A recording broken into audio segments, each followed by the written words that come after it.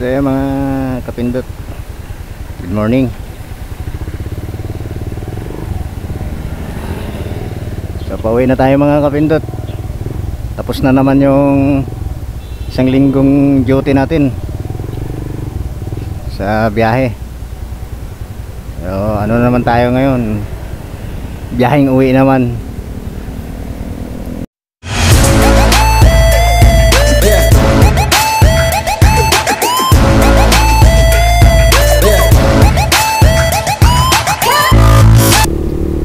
Yung isang camera natin hindi ko pa ulit na gamit, hindi ko ulit na kabit dito sa motor. Gawa ng ano tawag nito, yung reserva kong battery, lagi kong nakakalimutan. Kaya ito palubat na, dapat may napalitan ko na to ng battery. Sinarge ko pa naman yun sa bahay bago ako bumiyahe. Tapos yun pala hindi nakalagay sa bag ko yung ano, yung battery.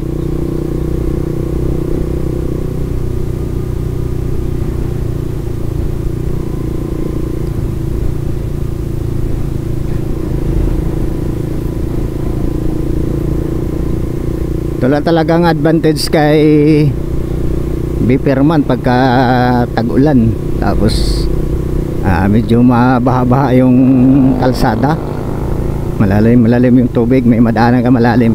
Yun lang advantage sa kanya, baliwala lang sa kanya. Hindi ka matatakot na baka itiri ka. Walang ganun si Biperman. Tuloy-tuloy lang yung ano niya. Walang problema sa kanya yung mga baha-baha na yan. Inabot na nga yung makina nito inabot na nga ng tubig, pero wala, di man lang naramdaman. Ang ginawa ko kasi dito mga kapindot, dito ano kay Biperman, di ba may hose yan sa ilalim, yung pinaka breather niya. Yung breather niya, baybay nyo yung hose na bandang nasa gitna malapit sa monoshock, yung hose na nakaano pa ilalim, yan yung singawan niya mga kapindot, or tinatawag nating breather. Singawan ng makina, singawan ng init ng makina, yan ang tinatawag na breather. Yan ang ginawa ko dun mga kapindot, para hindi tayo itirik. Pinutulan ko yung mga kapindot.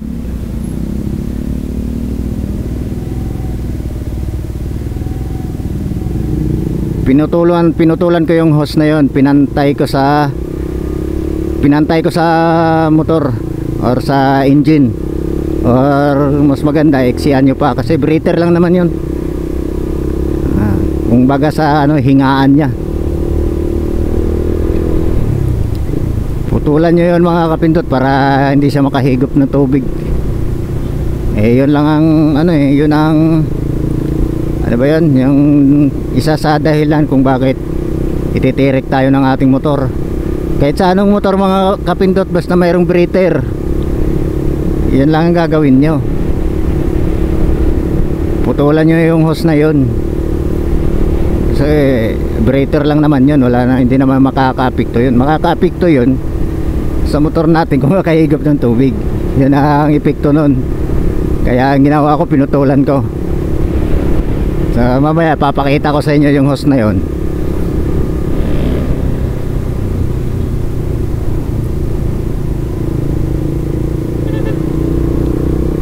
Papakita ko sa inyo kung saan banda yung hose na yon, para may ideya kayo mga kapindot.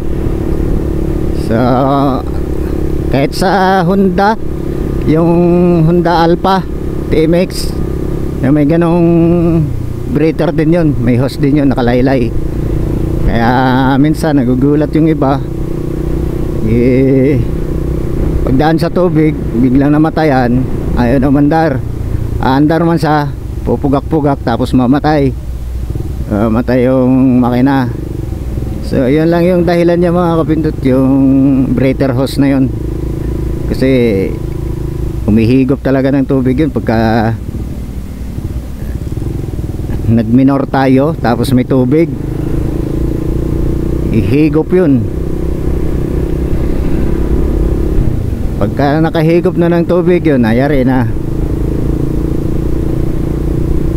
yung makina mo, yung motor mo. Kaya mas advice ko yun mga kapindot na putulan nyo.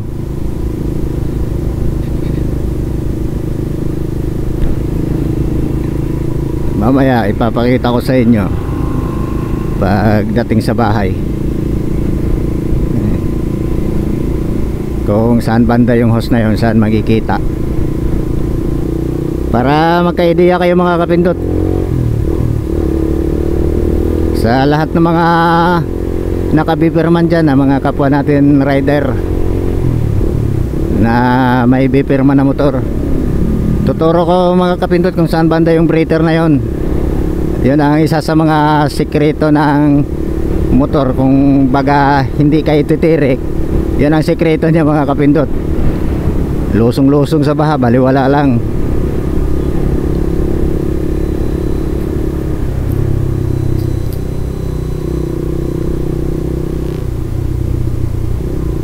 Kasi dati na ano ko na rin yan yung nasa probinsya pa ako, yung Kawasaki na pang pasada, yung HD3. So kahit nailusong mo sa bahayon, lubog na yung tambutso sa tubig, ayos na ayos pa rin. Kasi nga yung breather nya hindi makakahigop ng tubig, yung breather. Yun ang isa sa mga sikreto ng motor natin mga kapindot. Dating sa bahay, papakita ko sa inyo. So sa ngayon, ito muna, ano muna tayo, focus muna tayo dito. Medyo nagkakaroon ng traffic dito sa ano, malapit sa Sunnybrook. Anong nangyari dito? So naulan na naman mga kapindot. Di na lang binuhos lahat para maubos na yung ulan.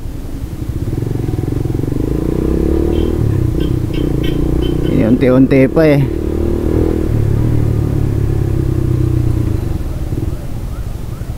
nangyari dito.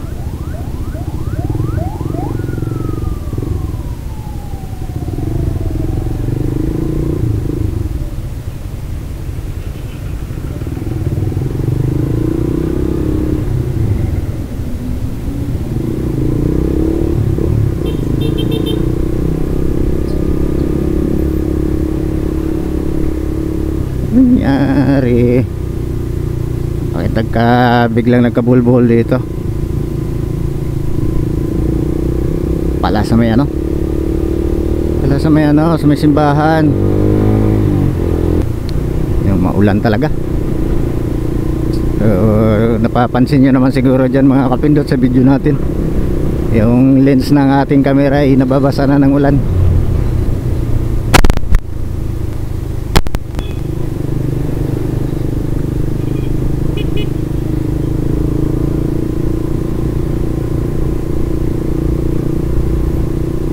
Sana hindi nawala yung audio ng camera natin mga kapindot, kasi palubat na tayo. Alam ko kasi dito sa camera na to, pagka yung palubat ka na, hindi na talaga siya hindi na talaga magre-record ng busis. Yung video mo walang busis.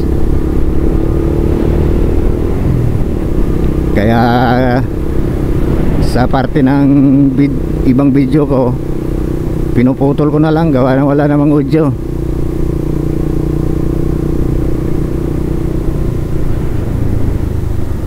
Video tayo ng video, wala namang busis.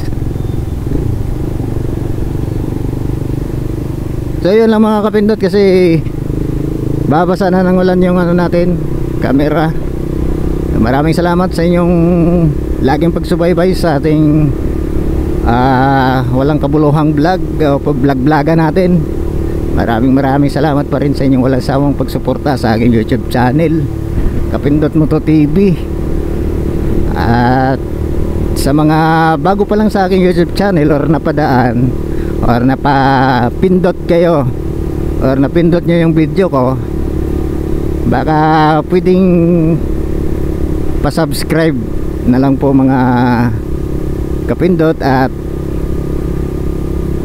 paki-like na rin mga kapindot para makita ni YouTube na recommendable yung video natin pag mayroong like. Kahit hindi na kayo mag-subscribe mga kapindot, basta nag-like lang kayo, okay na yun mga kapindot, para mapansin yung video natin or yung channel natin na may nagla-like, nang sa ganun ay ma-recommend ni YouTube yung video natin sa iba. So yun lang mga kapindot, maraming salamat ulit sa inyong walang sawang pagsuporta. Kahit like lang mga kapindot, ayos na yun sa akin. Kahit di na kayo mag-subscribe, basta mag-like lang kayo, maraming salamat sa inyo mga kapindot. Yan, like and share and subscribe and bell all mga kapindot, para every time na may bago tayong upload na video ay ma-notify kayong lahat. Yun. So yun mga kapindot, at dito na nga tayo sa motor. Yan, dito ko na ituturo sa inyo yung breather hose ni Beeperman. Itong hawak-hawak ko, yan, ito, yan. Ito yung breather hose ni Beeperman, itong ginagalaw ko ngayon. Yan. So dati mahaba to mga kapindot, katabi lang siya ni starter. Yan, mahaba yan dati mga kapindot. Ito, yan, itong tinuturo ko, ito yung breather hose niya mga kapindot, medyo mataba-taba yan na hose. Yan, papunta yan sa ilalim. Yan, hanggang yan dito sa ilalim ng engine. Ito, pinutulan ko na to. Yan, ito na ngayon siya, ito na ang itsura niya. Yan, naiksi na siya mga kapindot. Dapat pinaiksian ko pa to para sip na sip talaga, kahit na malubog pa, hindi siya makahigop. Ayun oh, maiksi na lang to mga kapindot. Ito yung breather hose ni Beeperman. Dati nakalaylay yan hanggang yan dito sa may tambutso. Ngayon hindi na gaanong nakalaylay kasi pinutulan ko na to. Ayan na siya. Yan, kita nyo na. Ito yung breather hose niya na sinasabi ko kanina sa video na ipapakita ko sa inyo pagdating sa bahay. So ito na yun mga kapindot. Ano, baybayin nyo lang yan. Yan, katabi lang mismo ng starter natin. Yan, ito yung hose na yun mga kapindot. So okay na yan, kahit na dinadaan ko sa matubig, hindi na makahigop yun mga kapindot. Yan, Euro Beeperman, ayos na yan mga kapindot. Yan, approve.